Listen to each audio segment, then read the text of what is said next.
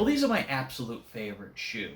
These shoes have been with me for years. Before the pandemic, I wore these things every single day back when you actually left the house. And it didn't matter what it was. It could have been raining outside, it could have been snowing, 4 feet of snow, mud pits. It didn't matter. These shoes got me through. I hosed them off, I dried them out, and then I wore them the next day.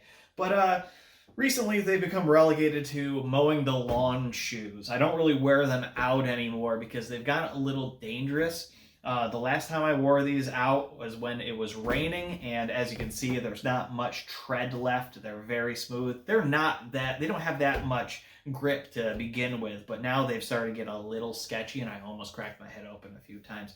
So, as I'm thinking, oh no, I'm gonna have to throw these things away, some YouTuber decides to go and make his own shoe out of flexible filament. How can I go and use these same techniques to go and breathe some more life into these shoes? I already had some flexible filament, so it really won't be that much of a loss if it doesn't work out. So that's exactly what I did. As you can see, I already made templates for the bottom of these, and I'm going to go and transfer that template into my 3D modeling software, and I'll make some nice heavy-duty boot-like lugs on this, maybe.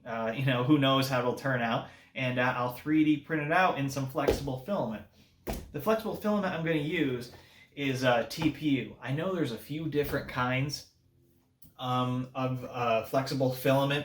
I don't really have any other experience than this single roll. And from the experience I've had with this, and it's not Overture, I like Overture, this shit's a pain in the ass. It is terrible. I've had so much trouble with it.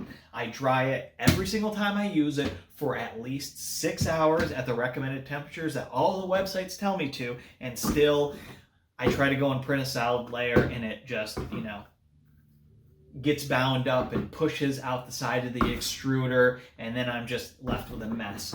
I'm hoping I can go and get this to work. There's only one project I've ever been able to get this to work with, and it was making some RC car tires for an old toy from the 90s, a Tyco rebounder. So if you're interested in this, leave a comment below and look online and see if you can find one on eBay. They're probably really cheap. They're not built that well, but they're pretty fun. But this is not today's video. So right now, I guess I'm going to go and try to get that scanner to work. Probably going to take me another 40 minutes to actually scan it into the computer. I'll throw a little bit of modeling magic at it, and hopefully we can go and have a cool 3D model to go and show you guys. So let's go do that. So I did get this done. Here is the scan. It took me about an hour to go and get that scanner hooked back up to Wi-Fi. But I did it, and I got it oriented correctly. This 291 millimeter line is what I'm going to use to scale everything off of to make sure that the print actually fits the shoe. But it wasn't too bad. Once I pulled out my modeling software, I kind of went nuts and just kind of made a weird model. Very simple. Made with simple splines that are extruded. Nothing special. Boolean to go and get all these scallops out of here, but otherwise it is very simple and very messy. But it should work. It looks like a pretty good bottom of a boot. So then once I got this done, I pulled it into my Prusa software, and right now at 15 millimeter quality. 0 bottom layers because I don't have the confidence that it'll actually finish a bottom layer because I've never been able to get it to do that. I'm hoping that 40% honeycomb infill is okay enough to go and print and it will stick. And also it'll give a place for the glue to grab. So this is going to take 14 hours, or yeah, just about 14 hours to finish. So I'm going to put this on, and then tomorrow morning at some point, hopefully it'll be done. So I'll export this now, and we'll have an update tomorrow morning.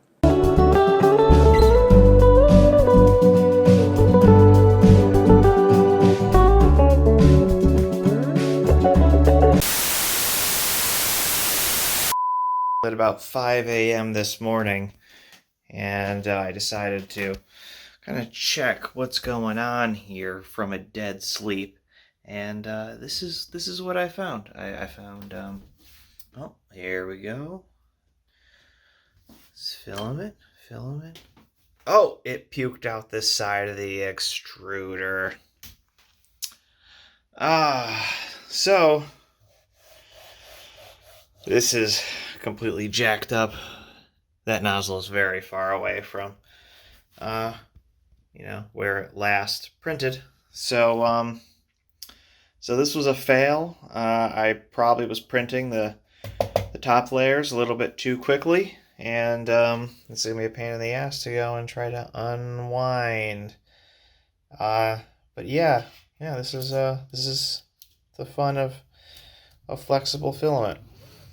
So I guess I'll fix this and we'll change the G code to go and be slower. Well, I screwed that one up pretty good. In more ways than one, I printed it way too fast. But I also printed it prematurely. I should have probably tested out if this shape was actually the shape of the bottom of the shoe, which it isn't. It isn't. It doesn't fit that well. It's all types of out of whack. So I decided to go a little bit back to the drawing board and actually make a template that fits the bottom of the shoe instead of being just something that I quickly drew out. This fits pretty perfectly as it is. So this is the new template. And I created a new model for it that pretty much uses the same kind of geometry as this, but modified to actually, fit the shoe. As you can see, it is a little bit off, and a little bit in this case is a lot. So yes, I do have a new one. It's going to be improved. I'm not going to use any top layers at all because I just can't get it to print without that, but I do like the no bottom layers. So we'll go and see how that goes. I'm going to throw that on the printer right now, and hopefully we have some at least one sole to go and make sure it works. So let's go and do that.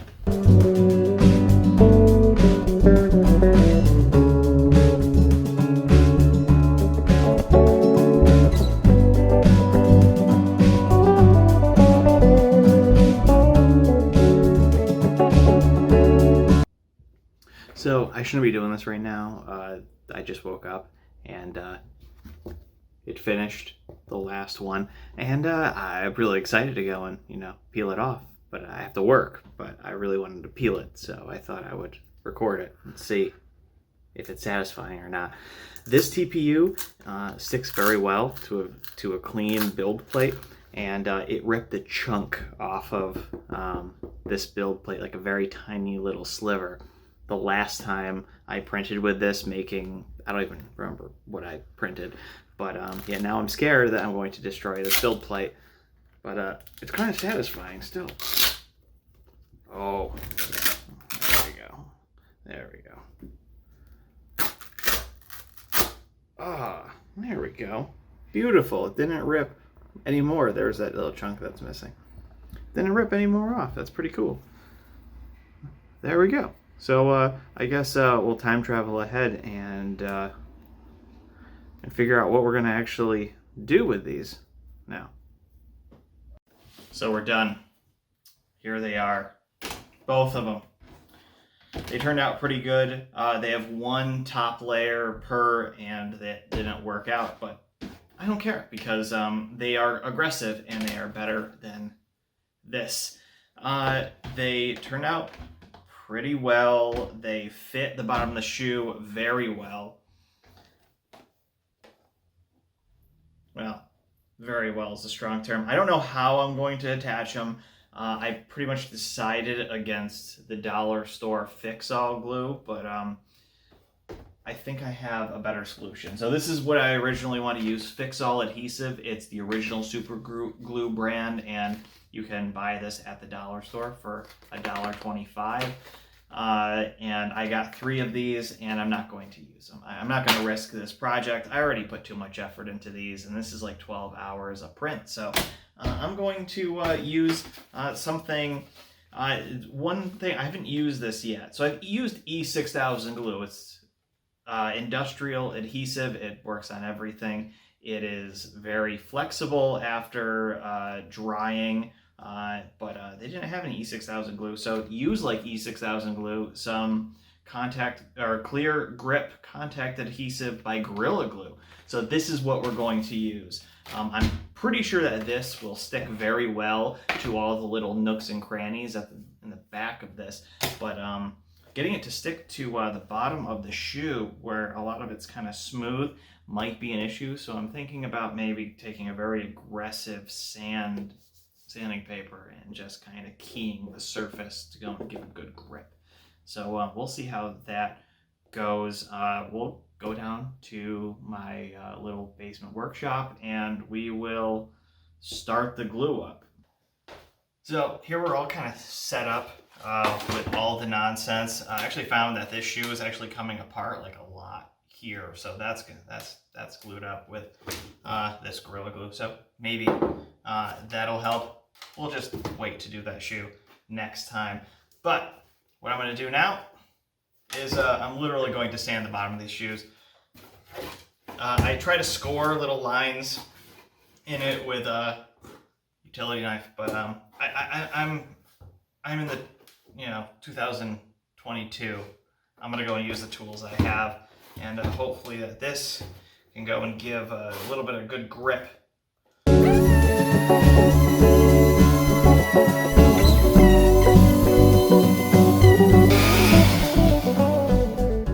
So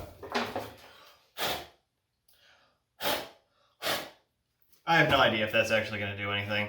So we'll just continue on from here.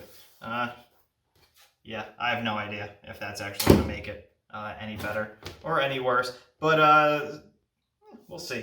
So I want to kind of get this lined up. I'm going to glue it in 2 stages. I'm going to glue the heel on first. So I'm going to go and wrap the front in tape. I got electrical tape too. I think that'll be a little too messy for what I want to do here. So I'm going to kind of, let's see, get this kind of lined up. And waste an incredible amount of masking tape. And that should keep this from moving.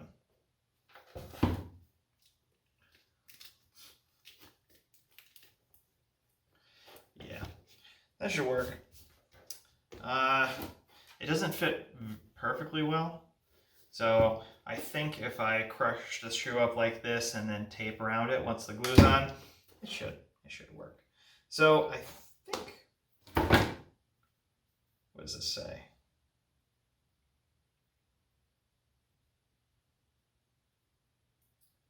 Oh, I gotta apply it to each surface. Okay.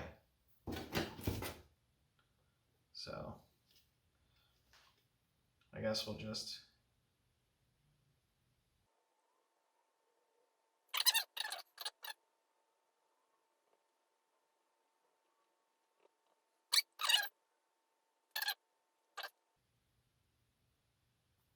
okay.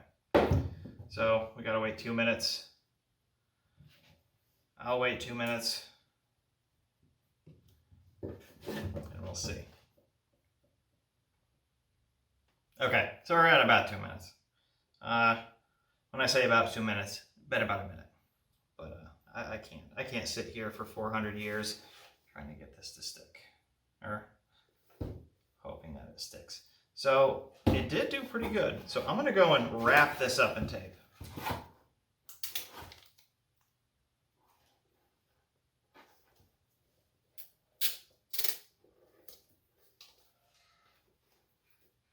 At least hoping that I can wrap this up in tape.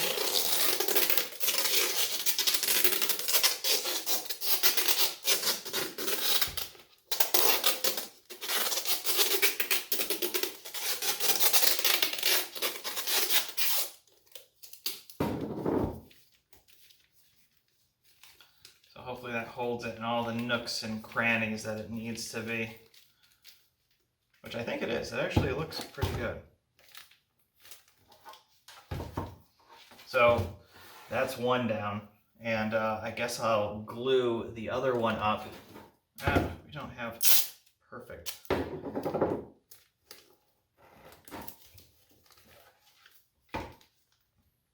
At least to make sure around the edge that it actually holds.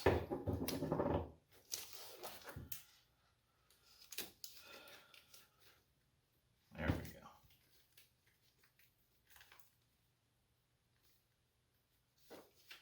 Perfect. So, there's one. Looks ugly. We'll go and wait the 24 hours for a full cure. So I guess we'll do the same thing with this. That's gonna be a little bit of an issue. Maybe I'll wait. Yeah, I think I'm gonna wait. Once this is fixed, because this right here is a structural fix, this shoe will fall apart if I don't get that right. So I'll do that, and we will probably scoot ahead to when it's actually done. Well, shit. I didn't expect it to actually work so well. I'm at a loss for words. This project turned out perfectly. The glue up went super well.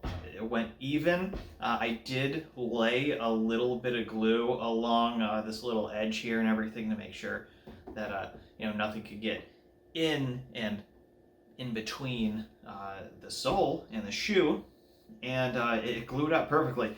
It is fully cured. There is nothing wrong with it. It's still flexible, and pretty much the only thing that's next is to put them on. So I threw them on, and they're great. They're super comfortable, full range of motion. It just feels like I'm wearing boot bottoms on a Converse shoe. It's really great. Let's see. Here they are. They do look goofy. They look goofy, but not too goofy to go and not wear out.